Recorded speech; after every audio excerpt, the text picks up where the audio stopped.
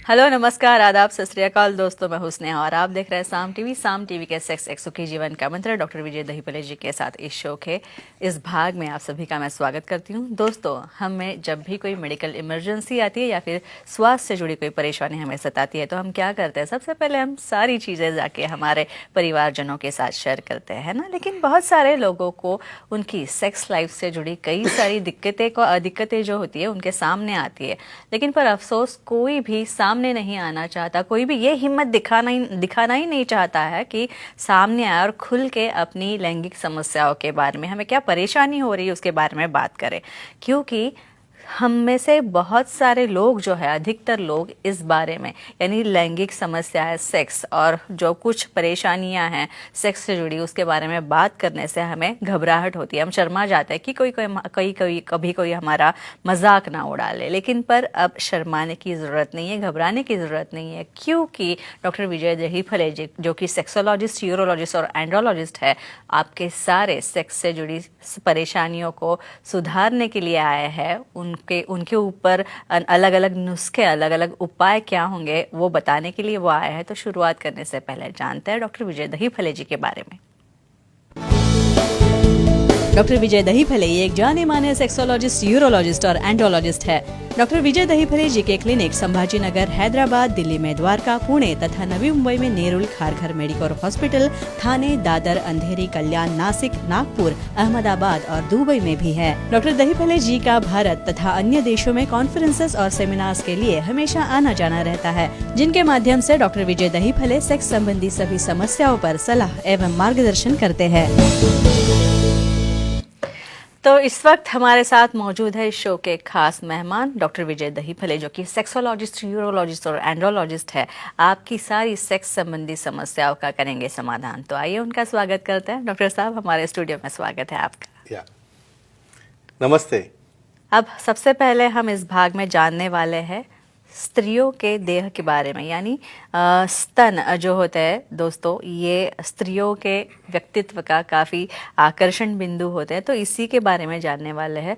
स्तनों के अलग अलग आकार क्या है, कितने हैं और किस तरह पे, कौन से बेसिस पे इनका वर्गीकरण किया गया है, किस बलबूते पे इनका वर्गीकरण किया गया है, कि इतने इनके प्रकार, आकार बताए गए हैं, इनके बारे में हम जानने वाले हैं। डॉक्टर साहब हमें सारी वैज्ञानिक, साइंटिफिक इंफॉर्मेशन, जानकारी देने वाले हैं। तो दर्शकों की लंबे अरसे से, यानी आपकी सबकी मांग थी और इसीलिए हमने इस विषय का चयन किया है। तो सबसे पहले हम जानेंगे ब्रेस्ट या फिर स्तनों के आकार कितने विभिन्न होते हैं। डॉक्टर साहब, ब्रेस्ट के स्तनों के आकार कितने विभिन्न तरह के होते हैं? डेफिनेटली। और इस सबसे बहुत इम्पोर्टेंट टॉपिक हमने लिया है। लोगों का कहना था, दर्शकों का, आपने डिफरेंट शेप्स ऑफ पेनिसेस लिए, डिफरेंट शेप्स ऑफ वजाइना आपने लिए, और बेस्ट एक कॉमन वक्षस्थल, यानी फीमेल्स का बहुत सबसे अट्रैक्शन पॉइंट या उनकी सुंदरता का बहुत इंपॉर्टेंट पॉइंट रहता है। तो इसकी इंफॉर्मेशन आज हम देने वाले हैं। यहाँ पे जो सीरीज चल रही है सेक्स एजुकेशन, सेक्सुअल अवेयरनेस और सेक्सुअल सेफ्टी, इसके अंतर्गत हम पूरी साइंटिफिक इंफॉर्मेशन दे रहे हैं हमारे दर्शकों की डिमांड से। यहाँ पे एक डिस्क्लेमर देना चाहता हूँ, time, place, person, condition, culture, safety, consenting, अपना ओन और नॉन इन्फेक्टेड ओन पार्टनर, उसके साथ ही हमें आज मना है। यहाँ पे काफ़ी कपल्स को, काफ़ी पार्टनर्स को बहुत बड़ा कन्फ्यूजन रहता है ब्रेस्ट के बारे में। तो कितने प्रकार हो गए आपको इन्फॉर्मेशन फ्रेंड्स? 27 प्रकार के अलग अलग ब्रेस्ट के शेप रहते हैं। 27 प्रकार के शेप कैसे, क्यों बनाए गए हैं, ये ब्रेस्ट के शेप क्या काम में आते हैं, और सबसे इम्पोर्टेंस आपकी सेक्सुअल एक्टिविटी में ये सेकेंडरी सेक्सुअल कैरेक्टर्स, यानी अपने बॉडी में प्राइमरी जो अपने ऑर्गन रहते हैं ऐड करने के, पेनिस है या वजाइनल या वल्वा है, उसी के साथ फोरप्ले में या उसके एक्साइटेशन में या वो क्रिया में इन्वॉल्व होने के लिए जो ऑर्गन अतिशय सेंसिटिव रहते हैं, जिसकी स्टिमुलेशन की वजह से आप ऑर्गेज्म तक जा सकते हो। तो ऐसे अलग अलग कैसे शेप है, वो भी कैसे नॉर्मल है, कैसे यहाँ पे मिसअंडरस्टैंडिंग रहती है कुछ लोगों में ये शेप को और साइज को लेके, ये सब हम आज डिस्कस करने वाले हैं। डॉक्टर, अभी आपने तो बता दिया कि 27 अलग अलग प्रकार के स्तन होते हैं, वक्षस्थल के प्रकार होते हैं, लेकिन ये जो 27 प्रकार है, तो ये कौन से बलबूते पे आधारित किए गए, निर्धारित किए गए? साइंटिफिक बेस क्या है उसमें? Very nice question. बेसिकली देखो, पहले शेप, देखो साइज और शेप में कन्फ्यूजन नहीं करना है। काफ़ी लोगों को साइज में और शेप में फ़र्क ही नहीं समझता। साइज मतलब मेजरमेंट, भाई आप टेप लेके मेजर कर रहे हो, भाई ब्रेस्ट की ब्रेड कितनी है, उसका निपल का एरियोला कितना है, निपल की साइज़ कितनी है। और शेप, शेप मतलब आकार रहता है, यानी कैसा दिख रहा है, भाई गोलाकार है या कुछ ऐसा हैंगिंग है, सब प्रकार हम देखने वाले हैं। तो बेसिकली साइज और शेप, उसकी दिशा, उसके डायमेंशन, उसका कलर, उसके ऊपर का अपीयरेंस, इतने सब फैक्टर्स इसके अंदर लिए हैं जो साइंटिफिक इसका क्लासिफिकेशन करते हैं। जी हम आगे बढ़ने वाले हैं, Yeah. लेकिन उससे पहले कॉल आ रहा है बेलगाम से। Surely, Tanaji surely. जी है, उनका Very कॉल nice. लेते हैं। तानाजी पूछिए, प्रश्न पूछिए। नमस्ते सर। जी नमस्ते जी, बोलिए। पार्टनर के ब्रेस्ट छोटे हो तो फोरप्ले कैसे करें, बताएं। हाँ, अच्छा। है बेसिक क्वेश्चन। मैं बोला था ना, हमारे पहला ही question आ पहला ही गया। क्वेश्चन वहाँ पे एक्टिविटी में। जी, जी। इवन मेरे पास कुछ ऐसे कपल्स है, सर मेरे पार्टनर की बेइज्जती नहीं है तो मैं क्या करूँ अभी, है ना। मैं जब शादी की तो मुझे पता नहीं चला, अभी पता चला है, लेकिन घबराना नहीं है। इसलिए तो ये साइंटिफिक सेशन हमने रखा है। दोस्तों, नेचर जब आपको बनाता है, कोई लंबा है, कोई यानी छोटा है, कोई जाड़ा है, कोई मोटा है, पतला है, जो कुछ भी है वो जो बनाता है उसकी डेस्टिनी, उसका हेरिडिटरी और ये सब इम्पल्सेस से या डीएनए की तरफ से वो प्रोडक्शन होता है। निसर्ग उसे अच्छे के लिए ही बनाता है, लेकिन आप उसके अंदर टोकते हो। देखो, किसी के समझो स्मॉल ब्रेस्ट है तो कुछ हार्मोनल प्रॉब्लम रह सकता है, न्यूट्रिशन प्रॉब्लम रह सकता है। बहुत बार ये प्यूबर्टी में स्ट्रेस में रहते हैं चिल्ड्रन, वो स्ट्रेस ड्यूरेशन भी होता है। और बहुत बार फैमिली हिस्ट्री, यानी मदर क्या है, मदर की हिस्ट्री कैसी है, उनके घर के जो बाकी मेंबर जो है उसके हिसाब से वो शेपिंग आता है। यहाँ पे छोटे बेस भी रहेंगे तो डेफिनेटली फोर प्ले कर सकते हैं। कभी भी पार्टनर को इंसल्ट नहीं करना है, क्योंकि ऑलरेडी वो खुद ही वो छोटे साइज की वजह से बहुत डिप्रेस रहती है। और उसमें आपका एक भी कमेंट चला जाएगा उसको तो बाद में प्रॉब्लम आता है। भाई आदमी को सब तरफ से प्रॉब्लम है, बड़े भी है तो क्यों बड़े हैं, और छोटे भी है तो क्यों छोटे हैं। Body shaming. हाँ, जी, और जी, कुछ जी। तो ऐसे डाउट लेते हैं, सर मेरा पार्टनर जो है, यानी मैंने ऐसा सुना है वैसा सुना है, उसके ब्रेस्ट एकदम छोटे होने चाहिए, तो शादी के पहले ही बड़े थे, फिर इसका पहले फोरप्ले हुआ है जी, क्या, जी, ये या सारी कोई बातें सेक्सुअल होती है। एक्टिविटी में इन्वॉल्व हुई है जी। क्या। तो इमेजिन करो, इतना सेंसिटिव विषय है, इसलिए हमने लिया है और इसे हम सॉल्व करने वाले हैं। या कोई डाउट या कोई एक दूसरे के ऊपर शेक लेने का इसमें डेफिनेटली कोई यहाँ पे पॉइंट नहीं रहेगा। जी इसलिए डॉक्टर साहब, मुझे पूछना था कि पीचेस ब्रेस्ट, एक प्रकार उसका द पिचेस, जी ये एक प्रकार है, तो ये क्या है? क्या होता है, देखो सबको लगता है यही ब्रेस्ट होने चाहिए, ये रहते हैं द पिचेस। फॉर एग्जाम्पल देखो, हम बहुत बार कुछ मॉडल्स देखते हैं या कुछ मैगजीन देखते हैं, वहाँ पे लगता है भाई ऐसा कैसे हो सकता है, इतना एकदम इक्वल डिस्टेंस पे है, उसके अंदर का पिच, इसकी वजह से पिच का नाम आया है उसका। तो इक्वल डिस्टेंस है, इक्वल कभी भी नेचुरल बेस्ट इक्वल नहीं होते। जी ये सबको पता होना जरूरी है कि आपको जो दिखता है उसको कोई कॉस्मेटिक सर्जरी है, कोई बोटॉक्स है, स्किन के फिलर्स है, फरोइंग यानी इसके ऊपर मैं आऊँगा बाद में, कुछ इम्प्लांट्स है, लेकिन कुछ ब्यूटीज, कुछ फीमेल्स रहती है जिसको exactly equal distance, exactly prominent, जैसे आपको कोई यानी कोई मैगजीन के ऊपर दिखते हैं ऐसे ब्रेस्ट रहते हैं। तो उसे द पीचेस ब्रेस्ट कैसे हर एक को लगता है भाई ये ब्रेस्ट मुझे होने चाहिए। अच्छा, तो क्या हम ये कह सकते हैं कि नेचुरली ऐसा नहीं हो सकता, नहीं, ये हाँ, सर्जरी सही। के बाद ही बाद आप ही होता है, ऐसे होता है, ब्रेस्ट होता है। पा सकते हैं? Surely. जी जी जी।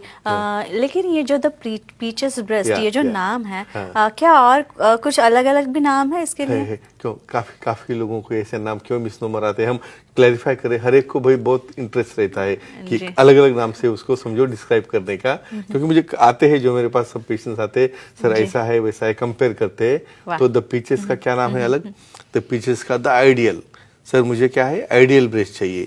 तो आइडियल ब्रेस्ट कौन से रहते हैं, पीचेस वाले। दूसरे कौन से, they want it from mind, यानी उनको खुद दिल से ही ऐसे चाहिए।